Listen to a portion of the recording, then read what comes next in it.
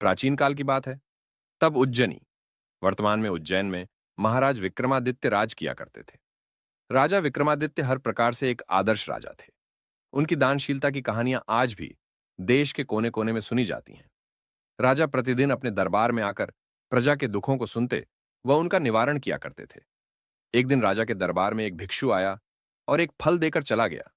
तब से वह भिक्षु प्रतिदिन राज दरबार में पहुंचने लगा। वह राजा को एक फल देता और राजा उसे कोषाध्यक्ष को सौंप देता। इस तरह 10 वर्ष व्यतीत हो गए।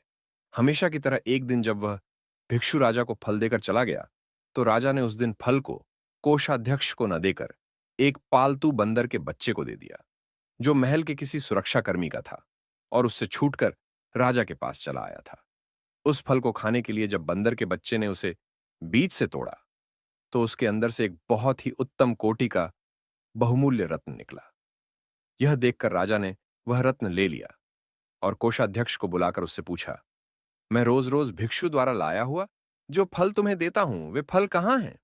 राजा ने आज्ञा दी तो कोषाध्यक्ष रत्न भंडार गया और कुछ ही देर बाद आकर राजा को बताया, प्रभु, वे फल तो सड़ गल गए, वे मुझे वहां नहीं दिखाई दिए।